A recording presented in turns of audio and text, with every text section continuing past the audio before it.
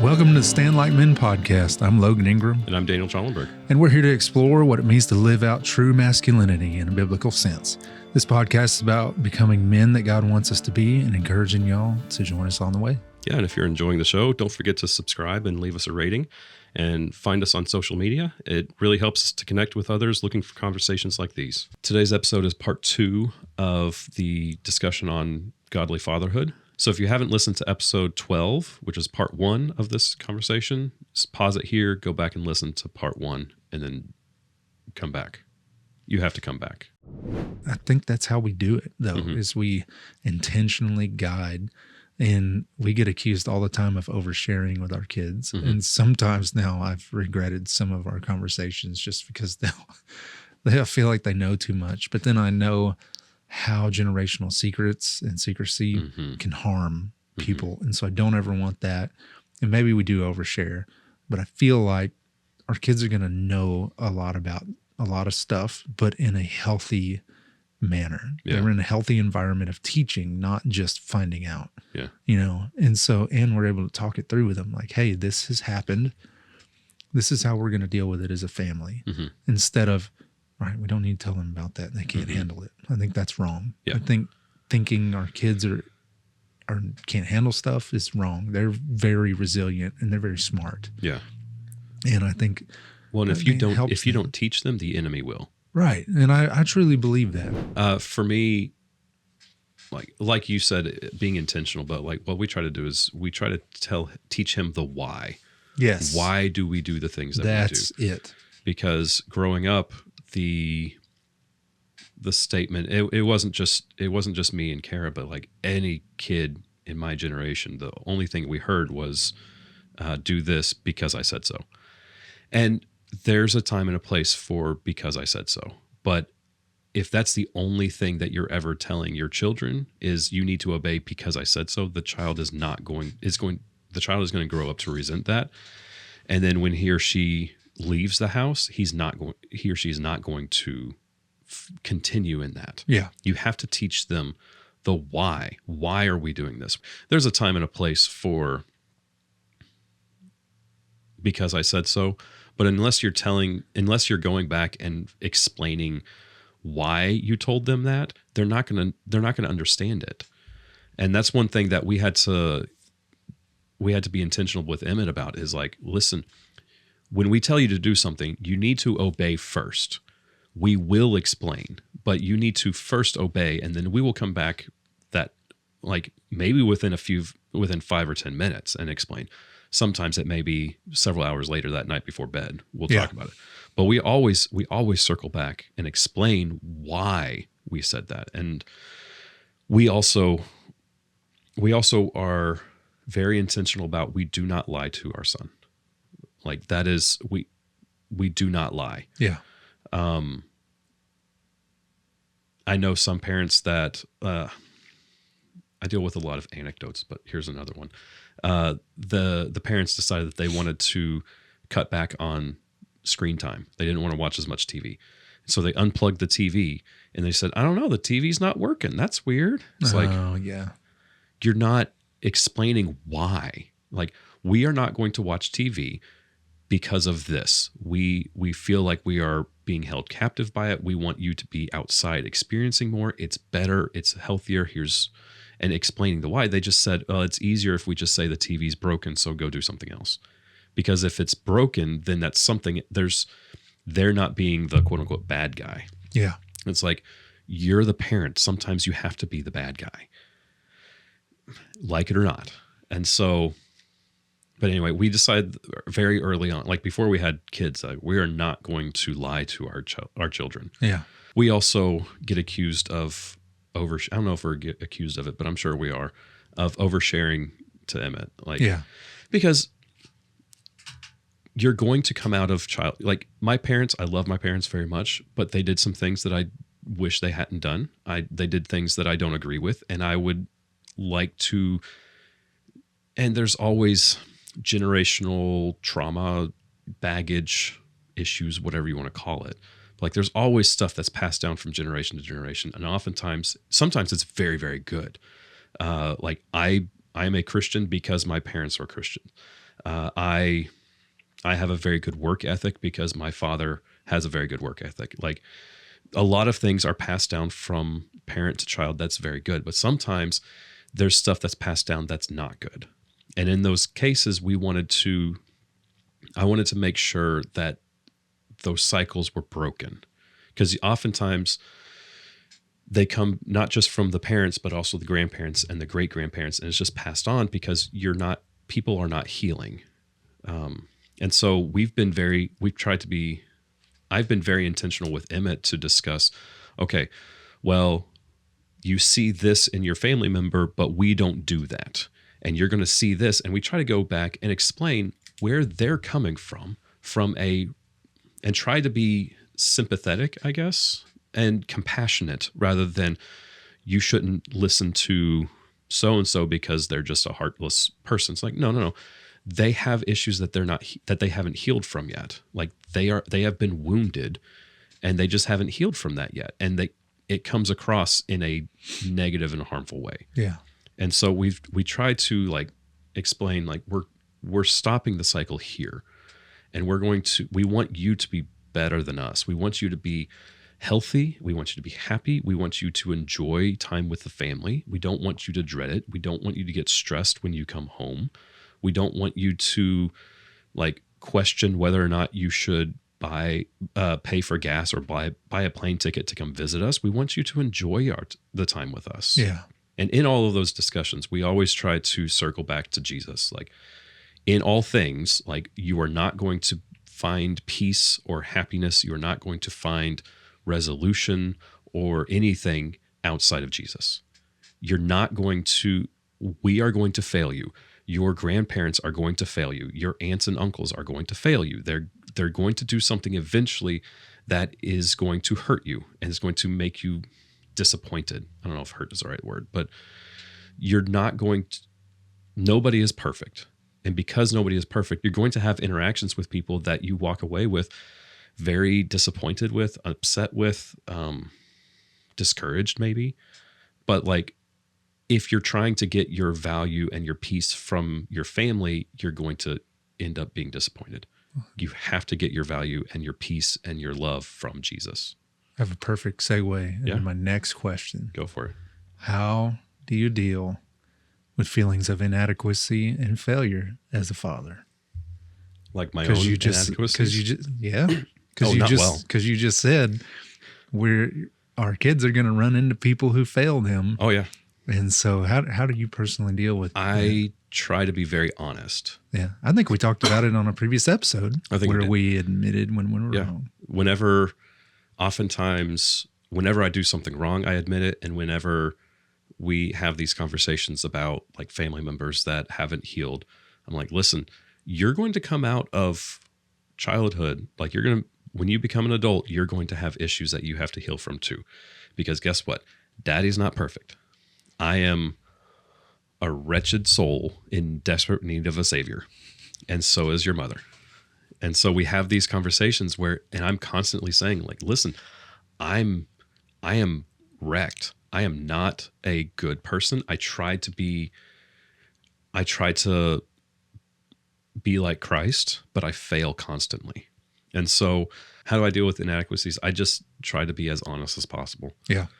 And I fail still, but like I'm constantly trying to say like, you have to look to Jesus because your father, like your earthly father, I'm going to fail you.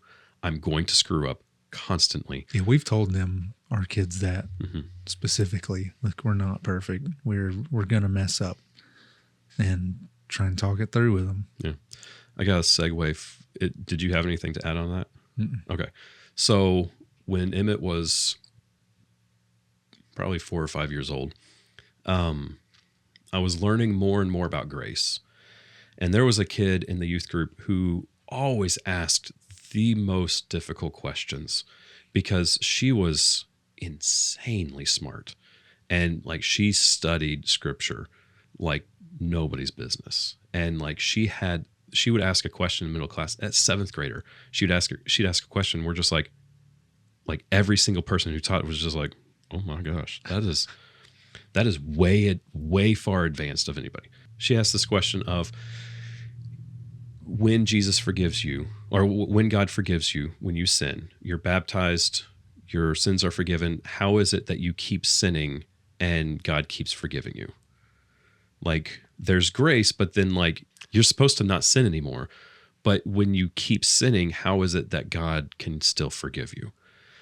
And it finally clicked after having a son. I'm like, oh, because God describes his love for us as a father, just as a father to his children. And even Jesus says in Matthew 7, he's like, if your son asks for bread, you're not going to give him a rock. Or if he asks for fish, you're not going to give him a snake. Like you do good things for your kids. And yet when you compare yourselves to God, you guys are evil, like straight up awful, awful parents. And it just kind of, how this ties together is I recognize that my son screws up. Like we say, hey, go clean your room. He goes in there and just plays with his toys for 3 hours and then doesn't actually clean his room. When he doesn't do what I tell him to do, I don't kick him out of the house. When there's nothing that my son can do that will make me love him more. And there's nothing that my son can do. There's nothing that my son can do that will make me love him less. Like my love for him is just constant.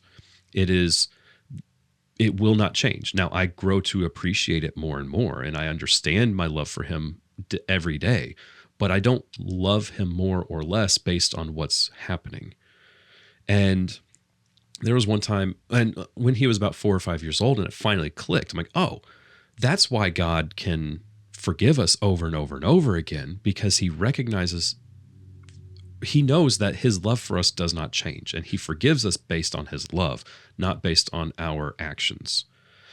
And so he has grace for us because of that. So I take that and I sit my son down and I said, listen, do you know what I mean when I say I love you? He goes, yeah, kind of. I'm like, okay, well, here's what it means. It means that like when you screw up, when you mess up, I'm not going to throw you out of the house.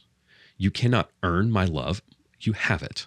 You have my love. I love you completely. And there's nothing that you can do that will take my love away from you. You have it. It is yours. I will not love you less. I cannot love you more because it is complete. And I just kind of tried to spell it out. I spelled it out to him better than I am in the podcast right now. But when he heard it, he just kind of like everything just relaxed. Every muscle in his body just relaxed. And he just gave me a huge hug. Because at 4 or 5 years old, he recognized, and like that was probably a failure on my part, but he felt like he had to earn his place in the family. Like he had to earn his position. I'm like, no, you are my son, and you are never going to stop being my son. I love you, and you can't do anything that will take that love away from you. And so, and periodically I will remind him, like, what does it mean when I say I love you? And like every time I say I love you, I'm saying this. And I'm not trying to cheapen it. I'm just trying to remind you that you have my love, and there's nothing you can do that will cause you to lose it. You want to talk about discipline a little bit? Yeah. You want to start it? Sure. What is discipline? Yeah. My question was, what does biblical discipline look like? Yeah. How does it differ from punishment? Yeah, I'm glad you asked, because I did want to talk about the difference between discipline and punishment. There is. There definitely is. I feel like discipline is, okay, so the root of discipline is disciple, right? And so the purpose of disciple is to teach, and like a disciple is one who learns from and follows the teachings of someone else. So discipline would be to correct and teach the child. Whereas punishment, what would punishment be? And do you agree or disagree? I think punishment is a reaction to something. That's a great tie-in. Whereas discipline is a response. That's a great tie-in to a previous episode. Man, it's almost like we planned all of this. No, that's great. Yeah, I think punishment is definitely a reaction, because I know there's times that I've just reacted to something one of my kids have done, and I don't know, either spanked them or grounded them immediately or took something away, sent them in their room, something. And later I'm like, well, that wasn't a great way to handle that. Yeah. Like I should have told the why, should have kind of explained a little bit and use it as a teaching moment instead of just punishing. And I believe that God disciplines us. I don't think he necessarily just punishes us. I think there's instances in the Bible where he did, but if you notice, it was after the discipline. And it was just like, okay, well, you didn't follow that. So here are the actual the end goal consequences. Yeah. Yeah. And I think that's really good. And there have been times that I reacted and punished, and then I had to go back and say, okay, I told you this, and that is, and I realize now that is an overreaction. Yeah. And it's happened once, maybe twice, where I've had to go back and say, I overreacted. What you did was very wrong. Yeah. Here is what your discipline is, but we're going to pull back from this a little bit. You still need to be punished and you still need to have consequences, but it's not going to be what I said. Yeah. So when you are disciplining, do you give a warning? So the reason I ask is like, I heard a guy one time say, and he's very authoritarian, I guess you'd call it. Like he says, when you tell a kid don't do that, that's the warning. You should not. That's how I handle it generally. Is that was your warning? Told you not to. I think that's fair. I think how did he say it? The way he said it, it felt like he was bullying his kids. It was more like, as soon as they screw up, you punish them. Oh yeah. You discipline them. I don't really believe in that. Okay. Because there's no teaching in that. No, and because I remember when I was a kid, my parents would be like, why did you do that? And I'm like, I don't know. Yeah. And I legitimately didn't know. Yeah. And it was just like some primal reaction and like forgot everything that they ever taught me. Yeah. Man, look at that. Boop. Boop. Yeah. It's like, it's amazing how little kids actually think. Yeah. And if you just went around knocking kids upside the head or the butt every time they did something wrong, like you're not really teaching them. Yeah. And I look at it kind of like, I know like with my wife's family, her parents would just start yelling and be like, you should know better. And it's like, well, where was the warning? Like there's no teaching moment. So they actually didn't know better. Yeah. They just did it. Now is when you teach them. And then next time they do know better. Then you can say that, you know better, here's your consequence. Yeah. But instead it was just like, why are you doing that? You should have known better. Yeah. And I've caught myself doing that to my kids and I'm like, they're 6 years old. Yeah. It's like they didn't know better. It's like they're not adults. Yeah. They don't know better. Yeah. They have not encountered this situation yet. And I'm bad about that sometimes. I've gotten better, but projecting my knowledge and wisdom onto them, I'm like, well, I know that. So you should clearly you should know that. And I do that bad. I know exactly what you mean. I've fallen in that trap too. One of the things whenever I agree, like you need to give the warning to teach the child. However, you can't keep giving warnings, or else you're not actually. What you're teaching them is that they have time to continue doing what they want to do.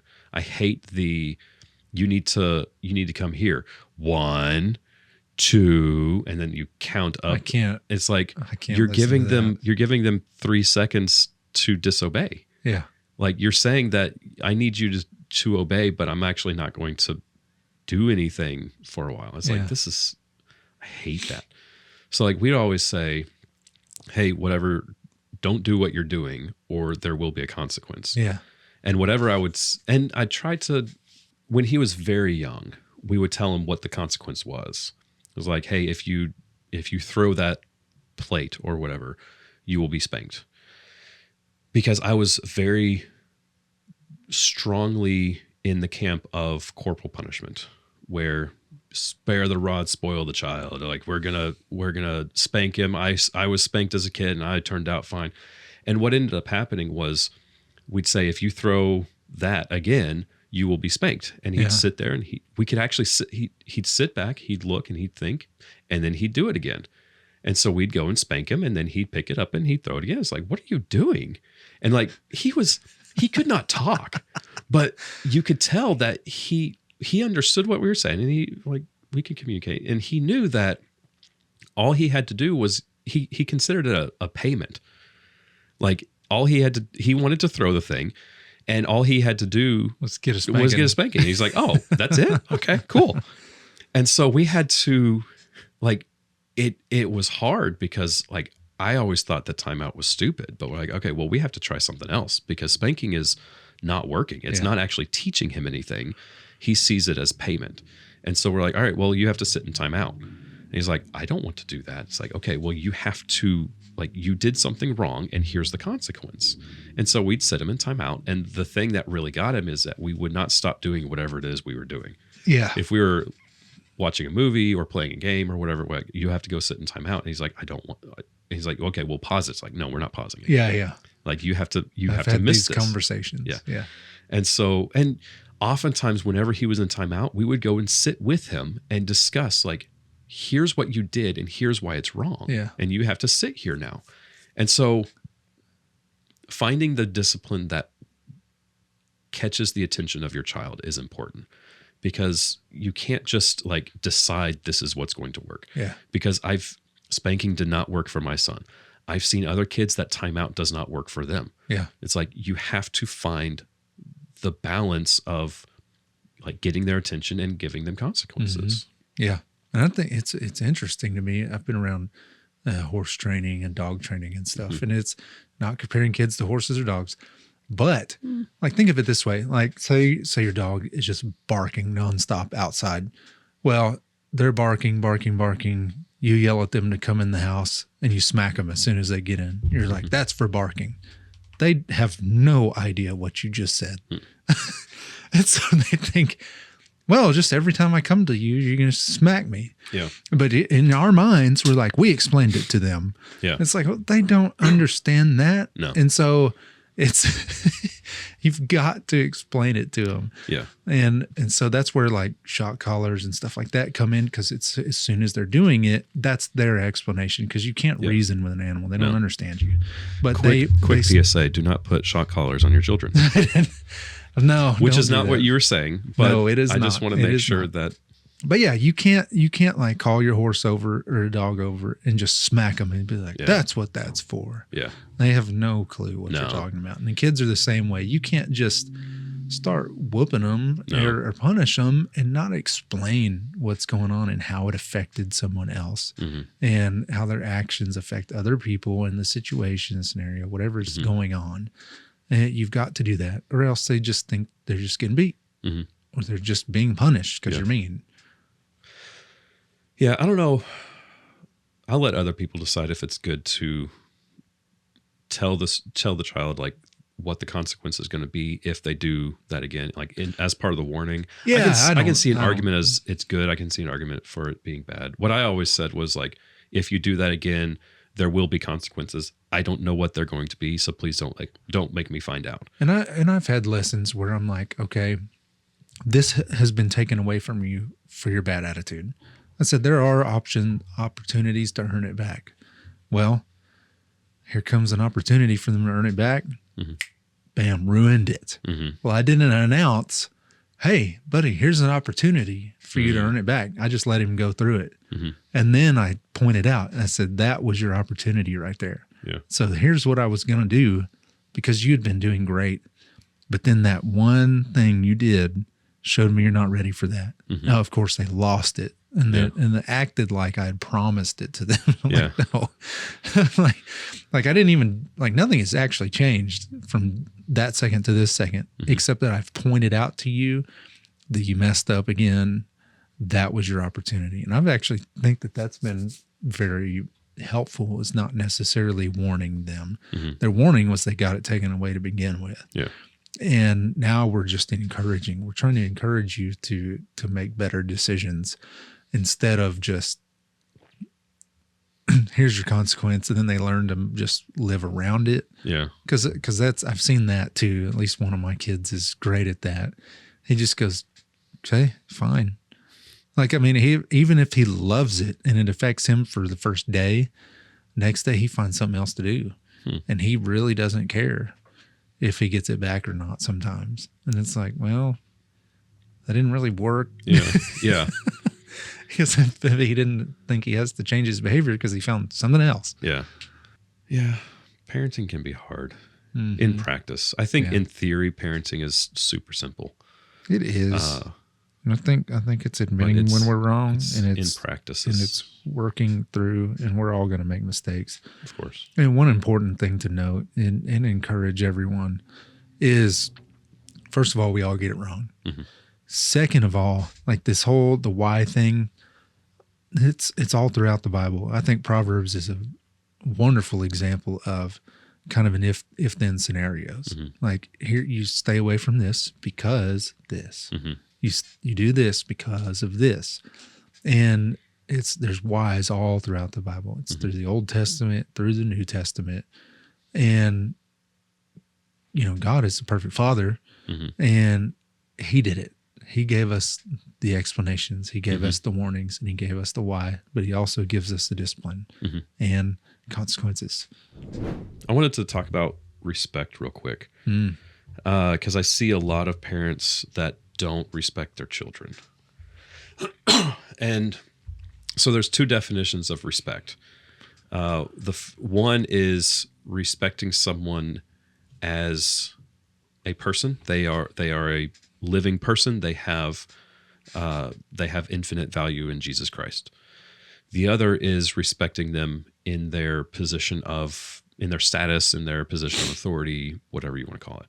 And so what I hear a lot of times, I hear it a lot in the corporate world, but also in parents, is if you don't respect me, I won't respect you. And what they're saying is, if you don't respect my authority, I won't respect you as a person. And that is so harmful. You got to respect your kids. Like, they are children of God. Yeah. They have infinite value in Jesus Christ. Christ came to die for them just as much as he came to die for you. And you have been given the task of raising them to be faithful Christians. You have to respect them. You have to. I feel very adamant about this, but I don't have the words to adequately express that. Well, help me out. They're humans. They're people, and they're individuals. And one of my questions, perfectly falls in this: how can fathers teach their children to have a relationship with God while respecting their individuality, their individual kids? We have to note that when we are coming up with consequences and discipline, because, like you said, some respond to spanking, some respond to timeout, some respond to things being taken, but they're human beings. They're not just, like I was jokingly said earlier, they're not just free labor. Yeah. They're that was a good joke, though. They're individual human beings, and they're going to be their own individual human beings, whether you like it or not. And we can respect that. Like, my daughter is very artsy and theatrical, and I actually like that stuff, but she wants nothing to do really with the outdoors. Well, I have to respect that. Yeah. Like, she's not living my life, and I'm not living my life vicariously through her. I think we've got to have our own individuality first to be able to respect our kids' individuality. And we have to respect some of their choices too.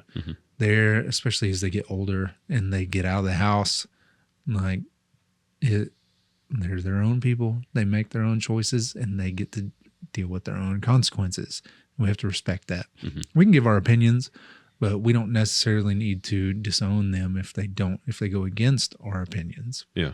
But kids feel it too when you disrespect them. Oh yeah. Like, if they like something that you don't like, and you just constantly poke at them or make fun of them about stuff, like, they can't stand that. They just grow to resent you. They resent you. They won't respect you either as a parent. Yeah. Well, and it's a good point, because, like, their default is, how did you treat them? Yeah. How did you interact with them is what their default is going to be. Which is, boy, that's a big conversation to go into. We might have to do that. It'll be another one. That's why I keep saying, like, you have to heal from like the issues that you come out with, you have to heal from it. Yeah.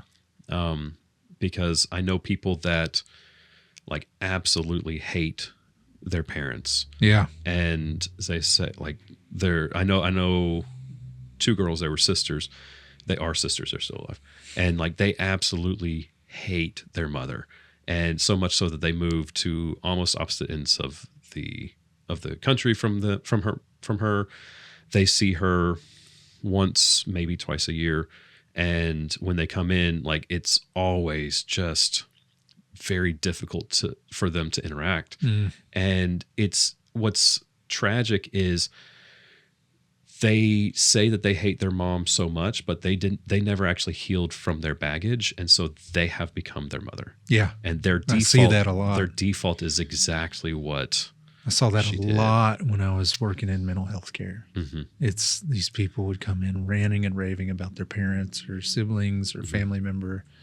And I'm like, that's you. That's you. You're doing exactly what they did. And it's just tragic because you're like, it is. It really is. You see that it's wrong. You see that it's harmful, but you're not willing to do the hard thing to actually heal from that. And part of that, a lot of that, practically all of that is forgiving your parents. Yeah. You have to forgive them and they're not going to apologize. Likely they're never going to apologize. They're just going to not know that they harmed you. And you still have to forgive them. Yeah. But when you approach your children with respect and with love and with honesty, they're going to respect you. And it's going to be easier for them to forgive you and to respect you in return. Like they're going to default to that. And if your default is, I'm going to be like Christ and I'm going to forgive and if your approach to everybody was with love and respect, your child's default is going to be love and respect. And that's a good default to have. You can screw up in so many other places, but as long as that's your default, then your kids are going to be pretty sad. Yeah. But it's important to note, like, it's not love and respect based on the world's definition. It's based on Christ. Right. Yeah, it has absolutely. To be Christ. It has to be Christ, or else all of this, everything that we've talked about this episode and any previous episode is all for complete wash. Yeah. Has to be Christ. Thank you for listening to the Stand Like Men podcast. If you want to continue the conversation, you can send us an email at standlikemen@gmail.com. Like and subscribe. Our verse is 1 Corinthians 16, 13, and 14. Be watchful. Stand firm in the faith. Act like men. Be strong. Let all that you do be done in love.